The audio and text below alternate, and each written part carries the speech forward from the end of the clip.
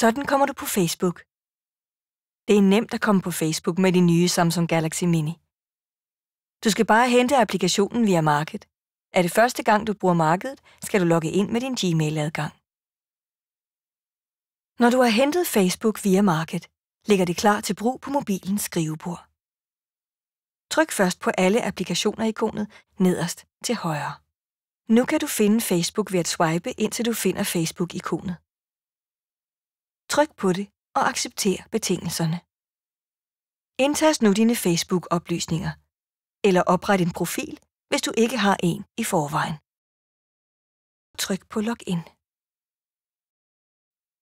Du kan nu vælge at synkronisere dine telefonkontakter med din Facebook-profil, men det venter vi med. Tryk i stedet på Don't Sync-ikonet, og tryk så på Next.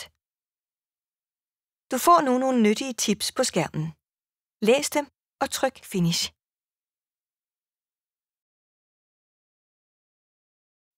Nu er du på. Næste gang skal du bare trykke på Facebook-ikonet, og så er du online.